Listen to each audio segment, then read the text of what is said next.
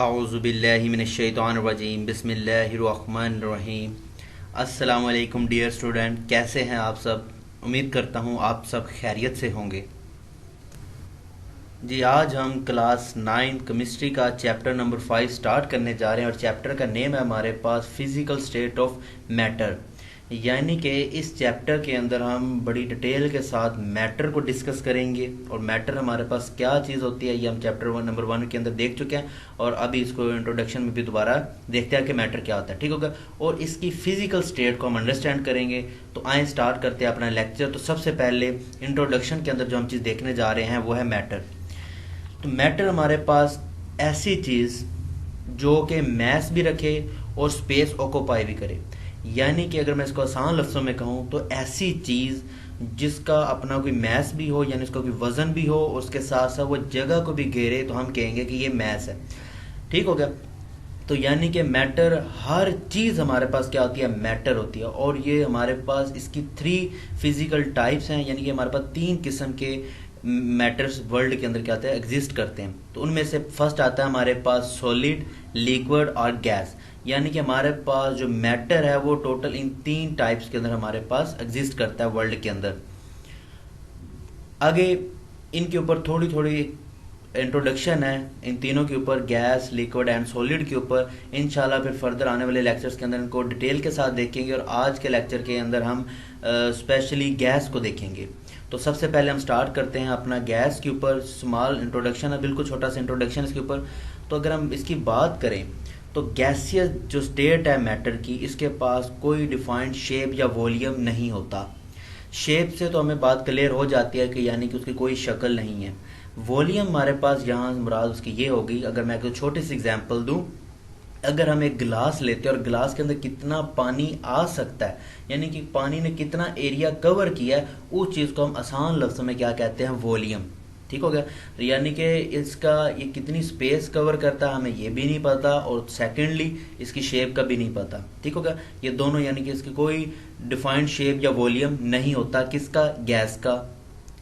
अगर हम बात करते हैं गैस की, अगर इसकी दूसरी चीज़ की हम बात करते हैं तो गैस जो होता है इसके पास बहुत ज़्यादा क्या होती है, जगह को ऑक्यूपाई करने के लिए जगह मौजूद होती है। क्यों कि ये ओपनली हर जगह फ्रीली मूव करते रहते हैं। ठीक है, इसके पार्टिकल्स इजीली हर जगह मूव करते रहते हैं, तो इसलिए इनके पास बहुत ज़्यादा स्पेस क्या होती है, मौजूद होती है जगह को ऑक्यूपाई करने के लिए, यानी कि जगह को घेरने के लिए। आगे हम बात करते हैं इनके इंटरमोलिकुलर फोर्सेस की। तो गैस के जो इंटरमोलिकुलर फोर्सेस होते हैं वो बहुत ज़्यादा वीक होते हैं। इंटरमोलिकुलर फोर्सेस हम चैप्टर नंबर 4 के अंदर देख चुके हैं हम। यानी कि अगर कोई भी दो पार्टिकल्स के दरमियान जो एक अट्रैक्शन फोर्स होती है उसे हम इंटरमोलिकुलर फोर्सेस कहते हैं। अगर आपने मेरा चैप्टर नंबर 4 ये लेक्चर नहीं सुना हुआ तो इसका मैं लिंक डिस्क्रिप्शन में डाल दूंगा, आप वहाँ से देख लीजिएगा कि इंटरमोलिकुलर फोर्सेस क्या होती हैं। अब हम बात करते हैं गैस के ऊपर। तो गैस की जो इंटरमोलिकुलर फोर्सेस होती हैं वो बहुत ज़्यादा वीक होती हैं। और आगे हम इसकी लास्ट बात करें कि गैस की जो एक सिग्निफिकेंट प्रॉपर्टी है वो स्पेशली क्या है, प्रेशर है। ठीक है, और प्रेशर को भी इसी लेक्चर के हम थोड़ा सा डिफाइन करेंगे। तो ये था हमारे पास गैस का बिल्कुल एक छोटा सा इंट्रोडक्शन, जिसके अंदर हमने इसकी 3 से 4 चीज़ें देखी। एक, इसके पास कोई डिफाइंड शेप या वॉल्यूम नहीं होता। इसके पास बहुत ज़्यादा स्पेस मौजूद होती है, यानी कि जगह को ऑक्यूपाई करने के लिए। थर्ड, इसके पास इंटरमोलिकुलर फोर्सेज होती है वो बहुत ज़्यादा वीक होती हैं। लास्ट हमने देखा कि इसकी जो सिग्निफिकेंट प्रॉपर्टीज है वो क्या है, हमारे पास प्रेशर। जी, आगे हम बात कर लेते हैं लिक्विड की। लिक्विड की बात करें तो इसके पास जो इंटरमोलिकुलर फोर्सेज होती हैं वो बहुत ज़्यादा स्ट्रॉन्ग होती है एज़ कम्पेयर टू गैसेस। इनके गैस की निस्बत इसके पास जो इंटरमोलिकुलर फोर्सेज होती हैं वो क्या होती हैं, ज़्यादा स्ट्रॉन्ग होती हैं। इसके अलावा इसके कोई डिफाइंड वॉल्यूम जो होता है, इसके पास डिफाइंड वॉल्यूम होता है लेकिन इसकी डिफाइंड शेप नहीं होती। ठीक है, यानी कि अगर हम एक गिलास के अंदर एक वाटर को ले लूँ तो मैं कह देता हूँ कि इसका इतना वॉल्यूम है, ठीक होगा, इसने इतनी जगह ऑक्यूपाई किया, लेकिन इसकी कोई शेप नहीं होती। तो नॉर्मली मैं आपको छोटे से एग्जांपल यहाँ पे दूंगा, जैसे कि लाइक अ वाटर है। वाटर को हम जिस भी ऑब्जेक्ट के अंदर या किसी भी बर्तन के अंदर डाल लेते हैं तो उसकी शेप क्या करता है, अडोप्ट कर लेता है। तो ये चीज़ ही हमारे पास यानी कि इसकी जो शेप होती है वो हमारे पास क्या होती है, डिफाइन नहीं होती, और ना ही इसका कलर होता है। इसको जिस ऑब्जेक्ट में डाला जाता है ये उसी ऑब्जेक्ट का कलर क्या करता है, अडोप्ट कर लेता है, और साथ साथ उसी ऑब्जेक्ट की शेप को भी क्या करता है, अडोप्ट कर लेता है, इसलिए इसका कोई डिफाइंड हमारे पास शेप नहीं होती। आगे हम इसकी थोड़ी सी इजाफी बात करें लिक्विड्स के हवाले से, तो लिक्विड में हमारे पास आता है कि अगर लिक्विड को एवेपोरेट कर दिया जाए, लिक्विड को एवेपोरेट कर दिया जाए तो क्या करता है, ये प्रेशर क्रिएट करने लग पड़ता है, यानी कि प्रेशर डालने लग पड़ता है।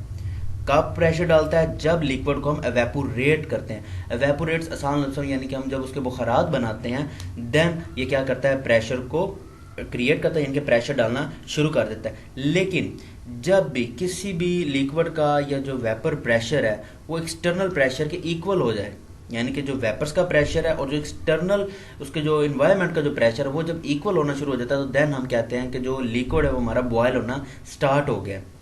ठीक हो गया। तो याद रखिएगा कि बॉयल होना कब स्टार्ट होता है, जब हमारे पास vapours pressure of the liquid become equal to the external pressure. ठीक हो गया। देन हम कहते हैं कि बॉइलिंग पॉइंट क्या हो जाता है, स्टार्ट हो जाता है। तो ये था हमारे पास बॉयल्स, यानी कि बॉयल कह रहा हूँ लिक्विड, जिसके अंदर हमने इसकी दो बातें देखी। एक तो इंटरमोलिकुलर फोर्सेस बहुत ज़्यादा स्ट्रॉन्ग होती है as compare to gases. Secondly बात, इसका जो वॉल्यूम होता है वो डिफाइंड होता है, बट इसकी शेप डिफाइंड नहीं होती।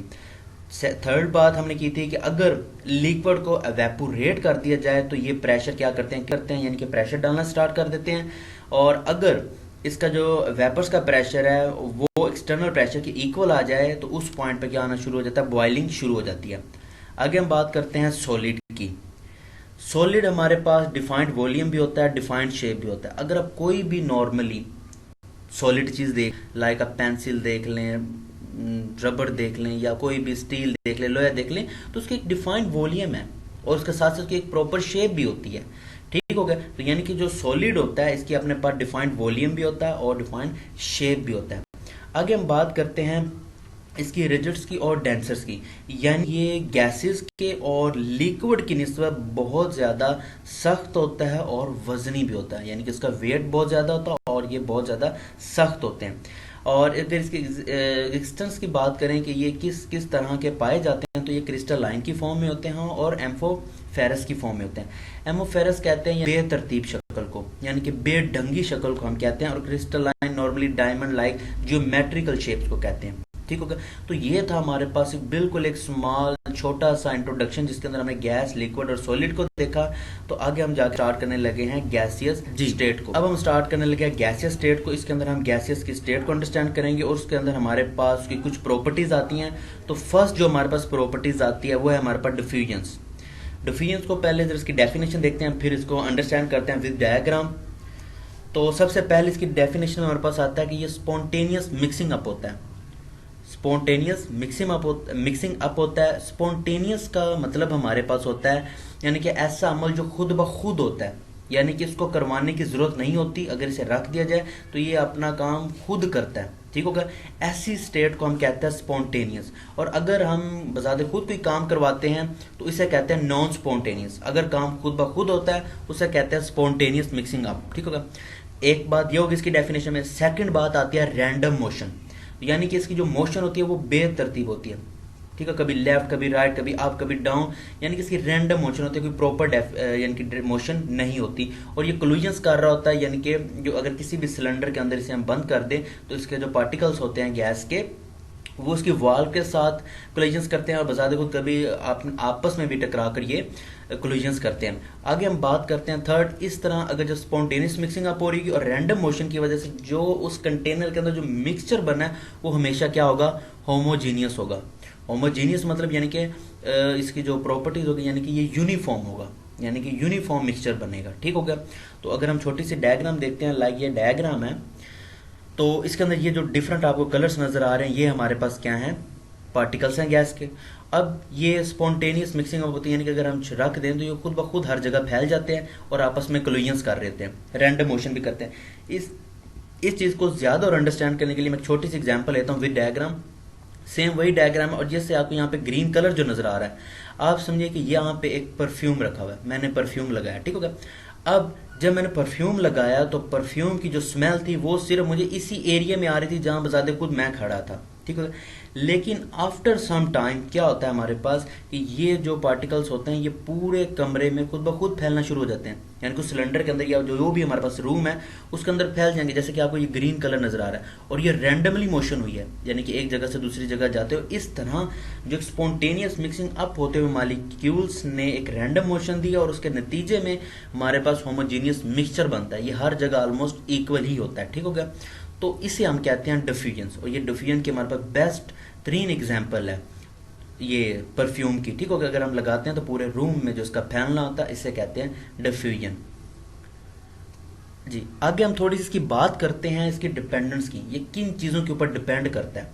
तो ये बहुत सिंपल है, ये इसका डिपेंड करता है molecular mass of the gases के ऊपर, यानी कि मैस के ऊपर करता है। अगर किसी भी गैस का जो मैस है वो ज़्यादा होगा तो यानी कि उसकी डिफ्यूजन बहुत स्लो होगी, और अगर किसी भी गैस का मॉलिक्यूलर मैस बहुत कम है तो उसकी जो डिफ्यूजन होगी वो बड़ी स्पीडली होगी, बड़ी तेज होगी, ठीक हो गया। तो आगे हम बात करते हैं इसकी एग्जांपल की। तो एग्जांपल में हमारे पास आती है कि हाइड्रोजन की जो डिफ्यूजन है वो 4 टाइम फास्टर होती है ऑक्सीजन से। तो जो हाइड्रोजन होती है हमारे पास इसकी डिफ्यूजन बड़ी तेज होती है, और ये गैस भी ऑक्सीजन की निस्बत थोड़ी सी हल्की वेट की होती है, इनके लेस मैस होता है इसका। तो ये था हमारे पास डिफ्यूजन। जी, आगे हम बात करते हैं अफ्यूजन्स की। अफ्यूजन्स बिल्कुल मिलता जुलता है हमारा डिफ्यूजन से, लेकिन इसके अंदर थोड़ा सा फर्क है। वो फर्क क्या है उसको हम देखते हैं। उसकी डेफिनेशन के अंदर जाते हैं। इसके अंदर क्या हमारे पास डेफिनेशन कहता है कि it is escaping the of gas molecules through a tiny hole into a space with lesser pressure। यानी कि अगर हमारे पास कोई भी गैस है उसने बाहर निकलना, लेकिन बाहर निकलना एक टैनी होल से, यानी कि बिल्कुल छोटे से सुराख से उसने बाहर निकलना, ठीक हो गया। तो इस तरह होने वाले जो प्रोसीजर होता है इसे कहते हैं हम अफ्यूजन्स। लाइक एक छोटी सी डायग्राम देखते हैं, जैसे कि लाइक ये डायग्राम है, ठीक हो गया। इसके अंदर ये गैस के पार्टिकल्स मौजूद हैं। अब मैं इस पार्ट पे थोड़ा से होल कर देता हूँ, यानी कि थोड़ा सा सुराख करता हूँ, तो ये देखें किस तरह इससे आराम आराम से यहाँ से गैस के पार्टिकल्स बाहर निकलना स्टार्ट हो गए हैं। तो इसे हम कहते हैं अफ्यूजन्स। आगे अब अगर हम इसकी भी डिपेंडेंस की बात करें तो इसकी डिपेंडेंस भी बिल्कुल मॉलिक्यूलर मैसेज के ऊपर डिपेंड करती है। जो लाइटर गैसेस होंगी उनकी अफ्यूजन फास्ट होगी, बहुत ज़्यादा होगी। अगर तो ये गैस हल्की है, यानी कि लेसर इसका वेट है, मैस है, तो ये क्या बहुत जल्दी इस सिलेंडर से बाहर निकल जाएगी। अगर तो गैस हमारे पास हैवियर है, भारी है थोड़ी सी, तो क्या होगा, इसे यहाँ से निकलने में थोड़ा सा ज़्यादा टाइम लगेगा as compare to lighter gases के, ठीक हो गया। तो इसे कहते हैं मॉलिक्यूलर मैसेज के ऊपर डिपेंड होना अफ्यूजन्स का। आगे अगर इसकी एग्जांपल देखें तो बेहतरीन हमारे पास एग्जांपल आती है टायर की, यानी कि जब हमारा टायर पंचर होता है और जो हवा होती है उसके अंदर तो आहिस्ता आहिस्ता बाहर निकलना शुरू हो जाती है। तो ये हमारे पास अफ्यूजन्स की बेस्ट एग्जांपल है। उम्मीद करता हूँ आपको अफ्यूजन्स और डिफ्यूजन्स की अंडरस्टैंडिंग होगी। जी, आगे हम बात करते हैं प्रेशर की। तो प्रेशर की अगर हम डेफिनेशन देखें तो हमारे पास क्या आता है कि force excreted per unit surface area. तो इसको थोड़ा सा एक फॉर्मूले से देख लेते हैं। P = F/A इसका फॉर्मूला है। एक छोटी सी डायग्राम से इसकी जो डेफिनेशन है उस फॉर्मूले को भी अंडरस्टैंड करते हैं। तो हम ये मेरे पास एक डायग्राम है। अब यहाँ पे यूनिट सरफेस एरिया क्या चीज़ है, लाइक ये गैस का पार्टिकल है, इसने इस जगह पे प्रेशर लगाया, यानी कि इस जगह पे फोर्स लगाई जो इसके साथ टकराया है। तो सिर्फ ये वाला एरिया जिधर ये कर्सर आपको रेड कलर, सिर्फ ये एरिया हमारे पास यूनिट सरफेस एरिया कहलाता है। यानी कि ये गैस का पार्टिकल इधर से आया और आगे इस जगह पे टकराया, और इसी जगह जिधर टकराया उतना पार्ट हमारे पास क्या होता है, यूनिट सरफेस एरिया, और उसे हम कहते हैं। और इस यूनिट सरफेस एरिया पे इसने जितनी फोर्स लगाई है उसे हम कहते हैं प्रेशर, ठीक हो गया। प्रेशर की अंडरस्टैंडिंग होगी, यानी कि जिस जगह पे गैस के पार्टिकल ने फोर्स लगाई है उस एरिया को या उस जगह को हम क्या कह देते हैं, यहाँ पे प्रेशर क्रिएट हुआ है। अगर हम इसके यूनिट की बात करें तो फोर्स का यूनिट होता है हमारे पास न्यूटन, और एरिया का हमारे पास यूनिट होता है मीटर स्क्वायर, जिसका यूनिट हमारे पास क्या बनेगा, न्यूटन पर मीटर स्क्वायर, ठीक हो गया। और इसका SI जो यूनिट होता है इसे हम कहते हैं पास्कल, इसे पास्कल भी कहते हैं और इसे PA से भी रिप्रेजेंट करते हैं। आगे हम बात करें कि अगर एटमॉस्फेरिक प्रेशर जो है वहां पे जो हम मेजर करते हैं और जो इंस्ट्रूमेंट हम यूज करते हैं वो है हमारे पास बैरोमीटर, और अगर लेबोरेटरी के अंदर हम किसी किस्म का भी प्रेशर मेजर करते हैं तब हम यूज करते हैं मैनोमीटर। ठीक हो गया। यानी कि अगर एटमॉस्फेरिक प्रेशर मेजर करेंगे तो बैरोमीटर, और अगर लेबोरेटरी के अंदर किसी किस्म का प्रेशर मेजर करेंगे तो मैनोमीटर। आगे हम बात करते हैं स्टैंडर्ड एटमॉस्फेरिक प्रेशर की, यानी कि जो एटमॉस्फेरिक प्रेशर को एक स्टैंडर्ड बना हुआ है वो क्या चीज़ है। तो हमारे पास जो स्टैंडर्ड एटमॉस्फेरिक प्रेशर है वो क्या चीज़ है, बेसिकली जो भी एक समुद्र का लेवल है, यानी कि सी जो लेवल है पर हवा का या एटमॉस्फेयर का जो प्रेशर पड़ता है उसे हम कहते हैं स्टैंडर्ड एटमॉस्फेरिक प्रेशर। यानी कि सतह समुद्र पर पड़ने वाला जो प्रेशर होता है, हवा का प्रेशर होता है, उसे हम कहते हैं स्टैंडर्ड एटमॉस्फेरिक प्रेशर को। ठीक होगा। अगर इसकी प्रॉपर डेफिनेशन देखें जो हमारे पास है वो ये है कि अगर कि वो प्रेशर जो सतह समुद्र जो सी लेवल है पर मरकरी के किसके मरकरी के कॉलम रखा हुआ है और वहां पे कितनी उसकी हाइट जानी चाहिए 760 mm, तब हम कहेंगे कि ये जो प्रेशर है वो स्टैंडर्ड प्रेशर है। ठीक है। अब इसको एक डायग्राम से इसको मजीद अंडरस्टैंड करते हैं, जैसे कि ये डायग्राम आने वाली है आपके सामने, ये डायग्राम। ठीक है।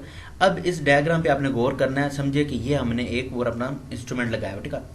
ये वो मरकरी के कॉलम की बात कर रहा हूँ जो मैंने कहा था कि मरकरी का जो कॉलम है, ठीक हो गया, और कॉलम के ऊपर ये जो निशान नजर आ रहा है ये 770 mm इसकी बुलंदी है, यानी कि उसकी हाइट है। ठीक हो गया। अब जैसे ही एटमॉस्फेरिक प्रेशर, या हम कहें आसान लफ्ज़ों में कि हवा का जो प्रेशर है, जो उस जगह की हवा का प्रेशर है वो इधर पड़ा है, और इधर पड़ने की वजह से ये जो मरकरी अंदर भरा पड़ा है, ये मरकरी क्या होता है, यहाँ से ऊपर चढ़ना स्टार्ट होता है और जाते जाते ये मैक्सिमम इस पॉइंट तक जाएगा 760 mm। तो तब हम कहेंगे कि ये जो प्रेशर है ये स्टैंडर्ड प्रेशर होगा। अगर ये इससे ज्यादा होगा तो ज़ाहिर बात है प्रेशर ज्यादा होगा, अगर इससे कम होगा तो हम कहेंगे प्रेशर कम है। ठीक है। तो ये वो हमारे पास मरकरी कॉलम होता है जिसके ऊपर स्टैंडर्डाइज ये हमारी वैल्यू है 760 mm इसकी हाइट तक जाएगा, देन हम कहेंगे कि स्टैंडर्ड एटमॉस्फेरिक प्रेशर है। ठीक हो गया। और अगर हम बात करें इसके यूनिट की, तो ये छोटी सी एक इन्फॉर्मेशन लिखी हुई, आपने इसको याद रखना है कि 1 ATM, ATM कहते हैं हम एटमॉस्फेरिक प्रेशर को। तो एटमॉस्फेरिक जो हमारे पास प्रेशर है वो कितना है 760 mm of Hg। Hg mean mercury, यानी कि मरकरी के 760 mm जो हाइट है इतना हमारे पास एक एटमॉस्फेरिक प्रेशर के बराबर होता है। ठीक हो गया। आगे यहाँ पे हमारे पास 760 टोर भी लिखा हुआ आपको आ रहा है। ये टोर इसका एक स्टैंडर्डाइज, यानी कि हमारे पास एक यूनिट यूज किया जाता है एटमॉस्फेरिक प्रेशर का, तो ये भी हमारे पास 760 टोर के बराबर होता है। ठीक हो गया। तो यहाँ पे छोटा सा ब्लू कलर ने आपको लिखा है कि 1 mm of Hg equal to 1 torr, यानी कि अगर हमारे पास 1 mm होगा ऑफ Hg का तो वो 1 टोर के बराबर होगा। तो यहाँ से कॉमन सेंस की बात है कि ये 760 mm है तो ये भी 760 टोर है, यानी कि 1 mm 1 टोर के बराबर होगा, 2 mm 2 टोर के बराबर होगा। ठीक हो गया। अब इसका जो हमारे पास SI यूनिट है वहां पे इसकी हमारे पास क्या वैल्यू है, वो हमारे पास ये है 10 13 25 न्यूटन पर मीटर स्क्वायर या 10 13 25 पास्कल। ये आपने वैल्यू याद कर ली थी, अक्सर का ये MCQ के अंदर पूछी जाती हैं। ठीक हो गया। ये हमारे पास एक स्टैंडर्डाइज वैल्यूज हैं एटमॉस्फेरिक प्रेशर की। जी, हमारे पास सेकंड लास्ट टॉपिक आ गया है कंप्रेसिबिलिटी। कंप्रेसिबिलिटी हम कहते हैं कंप्रेस करना, किसी चीज को दबाना। तो अब यहाँ पे देखते हैं कि गैसीय स्टेट किस तरह होती है। तो सबसे पहले अगर हम बात करें कंप्रेसिबिलिटी की, तो गैसियस की जो कंप्रेसिबिलिटी होती है वो बहुत ज़्यादा हाई होती है। हाई होने की मेन रीज़न क्या है, हमारे पास एम्प्टी स्पेस, इसके अंदर स्पेस बहुत ज़्यादा होती है मॉलिक्यूल्स के दरमियान।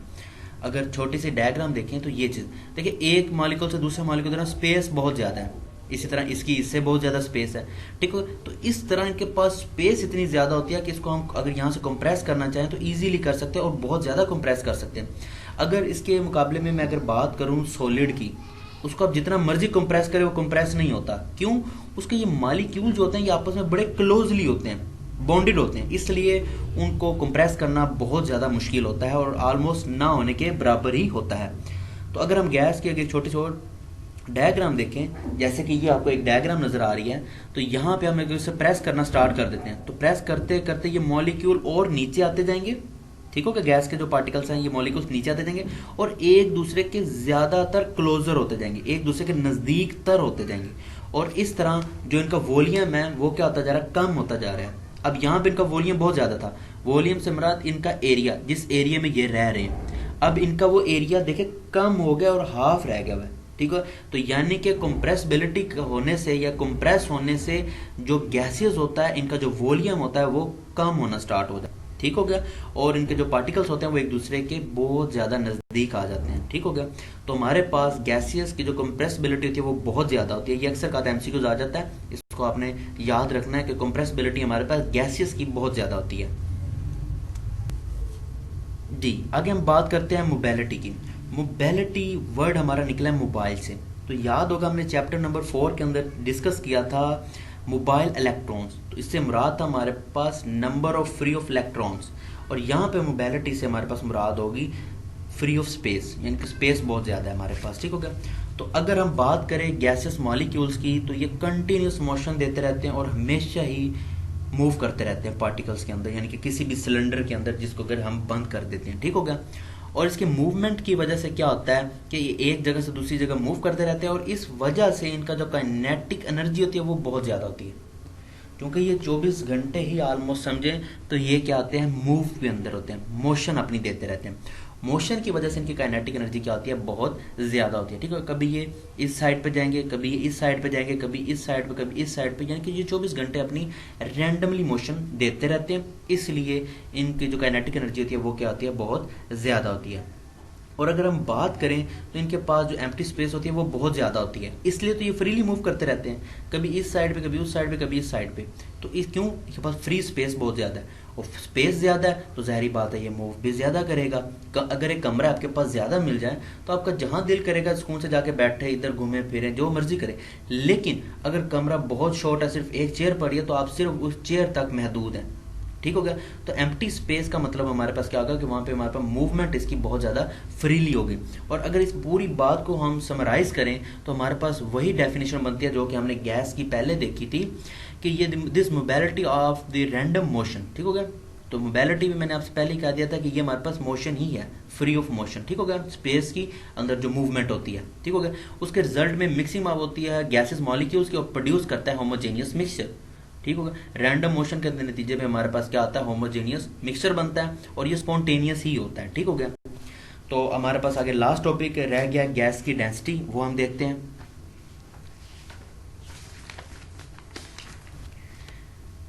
जी, डेंसिटी ऑफ गैस हमारे पास गैसियस स्टेट का लास्ट टॉपिक है, और इसके अंदर सबसे पहले हम देखते हैं कि डेंसिटी क्या चीज़ है। तो डेंसिटी के लिए मैंने आपके सामने एक छोटा सा फार्मूला नजर आ रहा है, m ओवर v। m से मुराद मैस है, v से मुराद वॉल्यूम है। तो अब डेंसिटी को थोड़ा अंडरस्टैंड करते हैं कि डेंसिटी क्या चीज़ है। इसके लिए मैं छोटी सी डायग्राम आएगी आपके सामने, ये जो डायग्राम है, ठीक हो गया। अब ये एक ऑब्जेक्ट है, मैंने इस जगह पर रख दिया।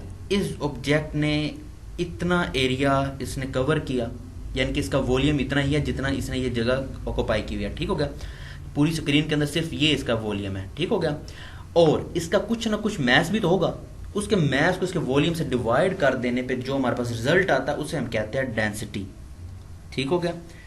अब बात करते हैं, हम थोड़ी सी आगे बढ़ाते हैं कि गैसियस जो होते हैं इनकी डेंसिटी बहुत ज़्यादा कम होती है। डेंसिटी बहुत ज़्यादा कम होती है। क्यों कम होती है, उसकी मेन रीज़न मैं आपको बताने जा रहा हूँ, वो ध्यान से सुनिएगा।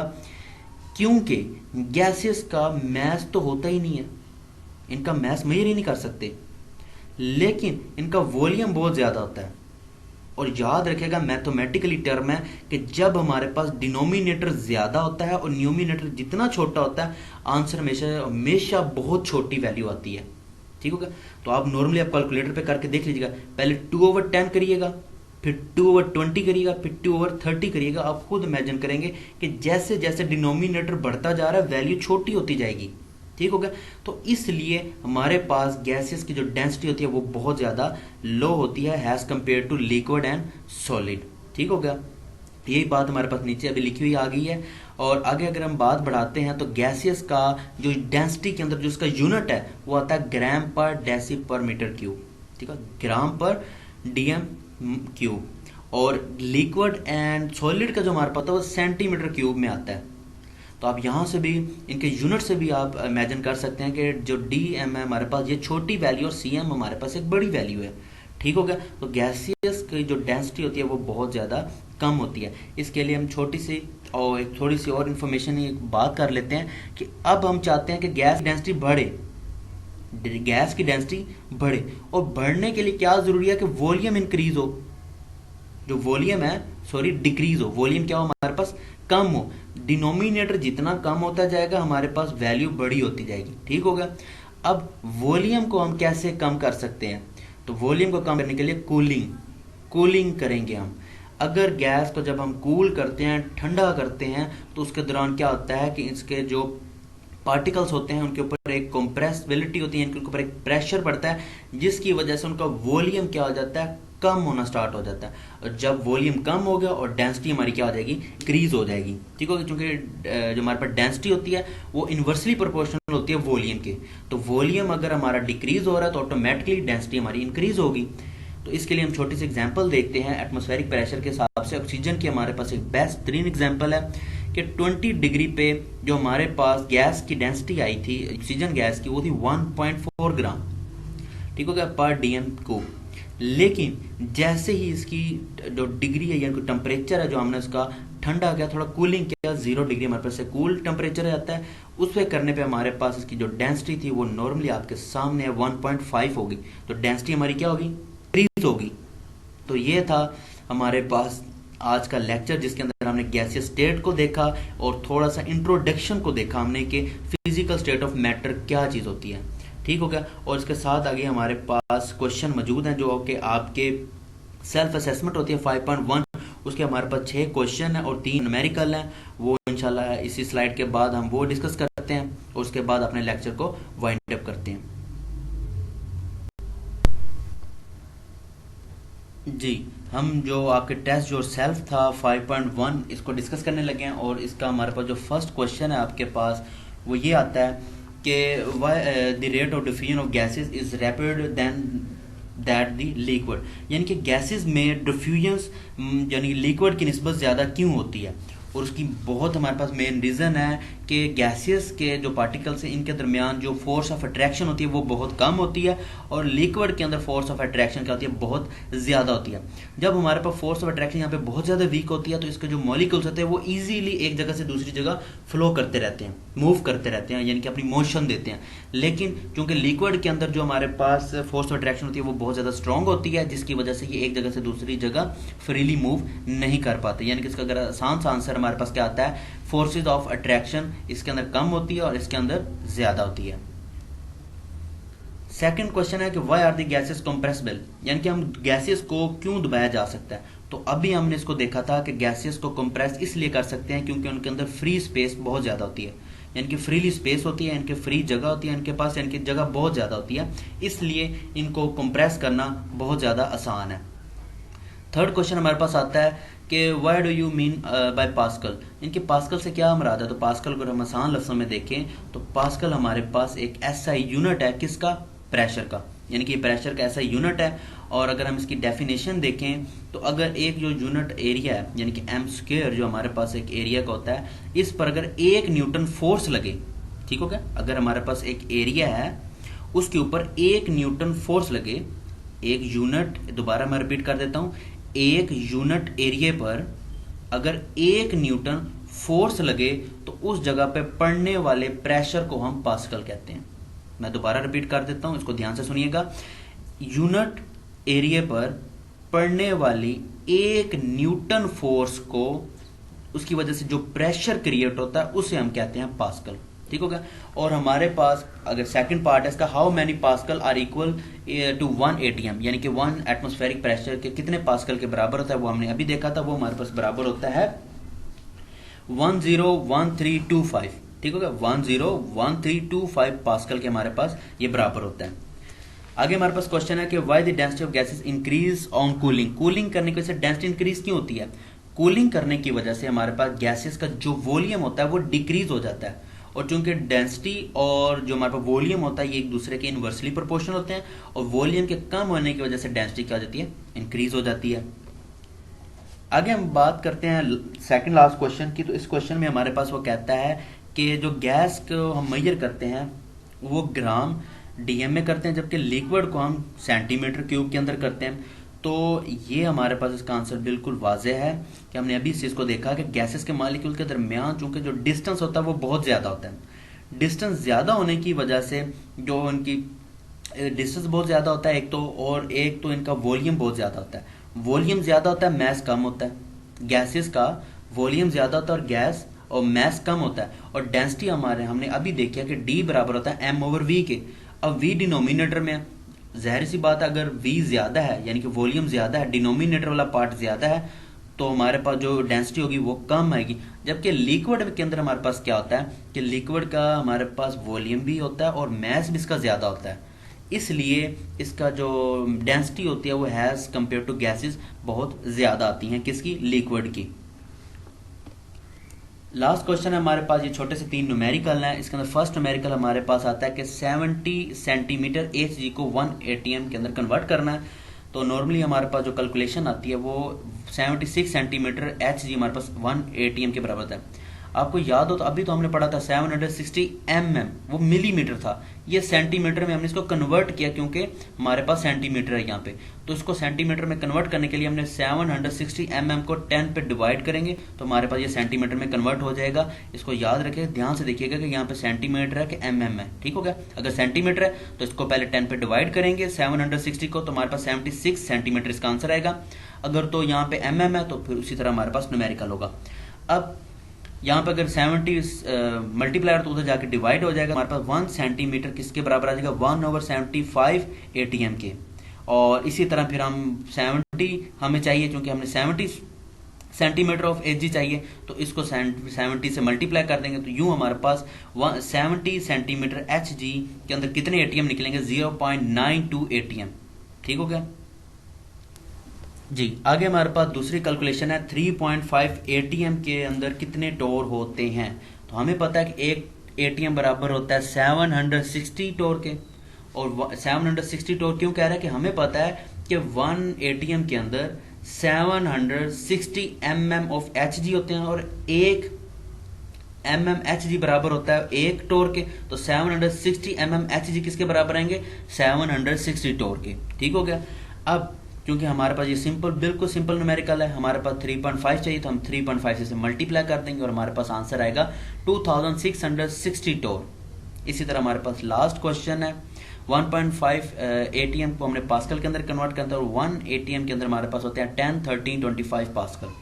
तो सिंपल इसे 1.5 से मल्टीप्लाई कर देंगे और हमारे पास आंसर आ जाएगा 151,987.5 पास्कल। तो ये था आज का लेक्चर जिसके अंदर हमने फिजिकल स्टेट ऑफ मैटर की एक थोड़ा सा इंट्रोडक्शन किया, उसके बाद हमने इसके स्टेट को अंडरस्टैंड किया, उसकी कुछ प्रॉपर्टीज थी हमारे पास 6-7 उनको देखा, और कुछ हमारे पास टेस्ट योर सेल्फ आपकी बुक के होता है 5.1 उसके कुछ क्वेश्चन थे उनको हमने देखा।